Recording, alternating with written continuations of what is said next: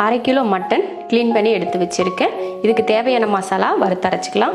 Stove on பண்ணி ஒரு கடாய் வச்சுட்டு இதில் மல்லி சேர்த்துக்கலாம். 1 2 3. இதில் 3 ஸ்பூன் மல்லி, சோம்பு 1 ஸ்பூன், மிளகு 1 ஸ்பூன், சீரகம் 1/4 ஸ்பூன், கசகசா 1 ஸ்பூன், 2 ஏலக்காய், 2 கிராம்பு, 2 துண்டு பட்டை, 6 வரமிளகாய், கொஞ்சம் 1 ஸ்பூன் அளவுக்கு எண்ணெய் விட்டுக்கலாம்.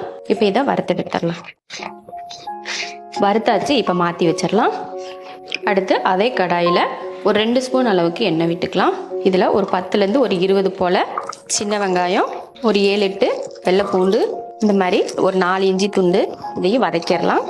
வெங்காயம், வெள்ளைப்பூண்டு, இஞ்சியெல்லாம் இந்த அளவுக்கு வதங்கினதுக்கப்புறமா ஒரு துண்டு தேங்காய் அதையும் வதக்கிடலாம்.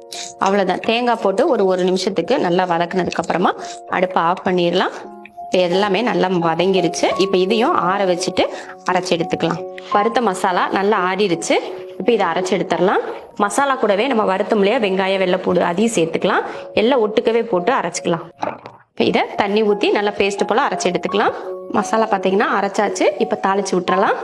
குழம்பு தாளிக்கிறதுக்கு ஸ்டவ் ஆன் பண்ணி குக்கர் வச்சுருக்கேன். எண்ணெய் ஊற்றிக்கலாம். எண்ணெய் காஞ்சதுமே 2 ஏலக்காய், 2 கிராம்பு, 1 துண்டு பட்டை, கருவேப்பிலை, ஒரு 100 கிராம் அளவுக்கு சின்ன வெங்காயத்தை சின்னதாக வெட்டியிருக்கேன், அதையும் சேர்த்துக்கலாம். வெங்காயம் பார்த்தீங்கன்னா இந்த மாதிரி நல்லா பொன்னிறமாக வதங்கிடுச்சு. இந்த டைமில் நம்ம மட்டன் சேர்த்துடலாம். மட்டன் சேர்த்ததுக்கப்புறமா ஒரு தக்காளி, மீடியம் சைஸ் தக்காளியாக 1 சேர்த்துக்கோங்க. பெருசாக இருந்தால் பாதி சேர்த்துக்கிட்டா போதும். அடுத்து தேவையான அளவுக்கு உப்பு, கொஞ்சம் மஞ்சள் தூள். இப்போ இதை வதக்கி விட்டுறலாம். மட்டன் பார்த்தீங்கன்னா இந்த மாதிரி நல்ல எண்ணெயில் இந்த மாதிரி வதக்கி நல்ல எண்ணெய் பிரிஞ்சு வர ஆரம்பிக்கணும். இந்த டைமில் காரத்துக்கு ஒரு 1/2 ஸ்பூன் அளவுக்கு மிளகாத்தூள் சேர்த்துக்கலாம். மிளகாத்தூள் போட்டு இது போல் வதக்கினதுக்கு அப்புறமா நம்ம அரைச்சி வச்சிருக்கோம் இல்லையா மசாலா, அதையும் சேர்த்துக்கலாம். மசாலா போட்டதுக்கப்புறம் அந்த எண்ணெயில் மறுபடியும் இந்த அரைச்சிருக்கோம் இல்லையா அந்த மசாலா, அதையும் சேர்த்து நல்லா கலந்து விடலாம். ஒரு 2லேருந்து ஒரு 3 நிமிஷத்துக்கு வதக்கி விட்டுக்கலாம். இந்த மாதிரி ஒரு 2-3 நிமிஷத்துக்கு வதக்கியாச்சு. இப்போ தண்ணி சேர்த்துடலாம். மிக்ஸி ஜாரை கழுவி கொஞ்சமாக தண்ணி பார்த்துட்டு சேர்த்துக்கோங்க. உங்களுக்கு குழம்பு எந்த அளவுக்கு வேணும் அப்படின்னு பார்த்துட்டு தண்ணி சேர்த்துக்கணும்.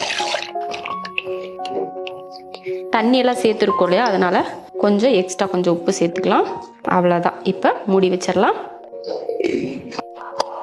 5 விசில் விட்டு ஆஃப் பண்ணிக்கலாம்.